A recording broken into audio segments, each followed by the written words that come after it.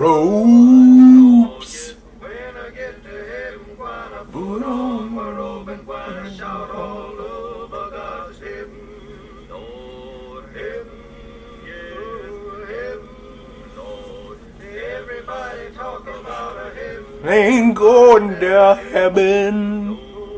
Heaven. Gonna shout all over God's heaven. Heaven. I got shoes. Who's got shoes? You got shoes. All of God's children got shoes. Got shoes here on earth? No? In heaven. Put on my shoes and walk all over God's heaven. Heaven. Heaven. Everybody talk about a heaven, they grind their heaven. Lord, heaven, wanna walk all over God's heaven.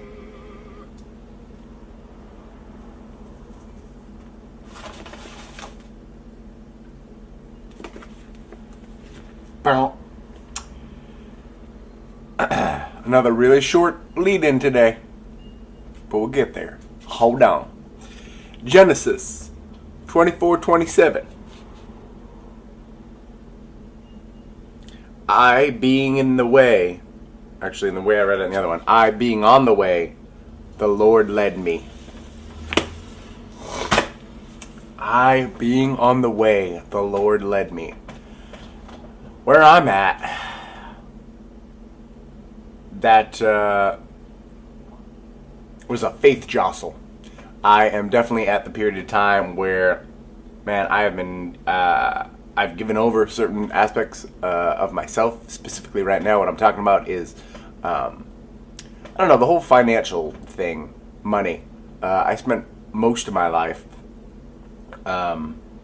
being really paranoid about money. I originally had this dictate when I was dating Archie. I was like, we are never going to get engaged or married until I am what anyone would term financially stable. Because when I was growing up, the family I lived with, my mom, stepdad, brothers, two brothers, my stepdad was doing great, chugging right along, and as he did well, we moved north. We went up. Curious. And then he left one job because he started getting twitch in his face. It's like Jack Lemmon and Glenn Ross or something.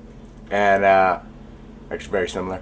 And then the economy in Maine took a shift to the nasty. I think the unemployment rate there at the time was like 20-something%, which is hilarious because everyone's freaking out now, and the unemployment rate here is like whatever in the U.S. it's like 10 or 11. So that lets you know what's up. And then we had financial hard times for quite a while. And in that time, my stepdad, Scotty, took a huge leap of faith and heard God's call for him to go to seminary, which is crazy. Dude was selling insurance and then, dabbling in real estate. God's like, how about cemetery, sir? Cemetery. That's right, I said cemetery. Wasn't a Freudian slip. Seminary, sir. And so off we went. And it wasn't like it really like, oh my gosh, ruined our life and we were eating like boll weevils or anything. But we were definitely like pretty brokish, and it was made known. We knew, and you could tell, and I just didn't like it. And I remember not liking it at all. So I was like always trying to avoid that. So anyway, God has since just almost hilariously, miraculously, just guided Scotty through that whole trial of like learning to lean. I think almost, maybe Scotty might disagree, but he can respond to this. It was almost like God was teaching him to lean on God instead of himself, because he's a pretty smart, can-do guy, take charge, get it done. I can do this and this and this. And I almost think it would be near impossible to be Scotty and rely on God, because you know what, he's got a good amount of he's got a good head on his shoulders. Smart guy, can do, get it done. Grade A student, pole vaulter, championship hockey player. But anyway, so God guided him through that, and then has rewarded him just in countless ways. And that whole side of the family is so doing very well in God's hands now. Anyway, so I struggled with that my whole life, and have been struggling especially out here in LA, just trying to, a lot of times you just grab jobs because there's a job, You're like, all right, do another job. And I was working at this place, Ripe, for almost 2 years. And part of it was really fruitful and really great, and the people there were wonderful, but I was definitely working on stuff that wasn't pleasing to God, certainly, and it wasn't even pleasing to me. But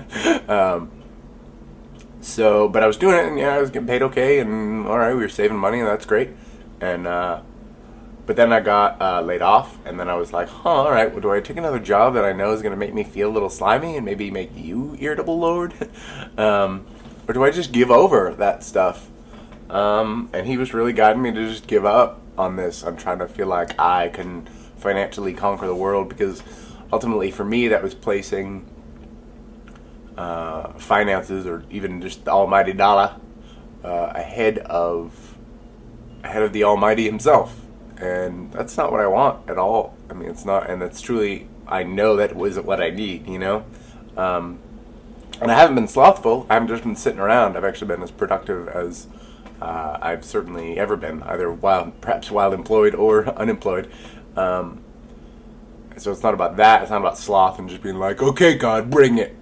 But it's definitely getting to that time right now where it becomes a harder and harder road to hoe in terms of being faithful, because money's almost gone, like gone, like zero,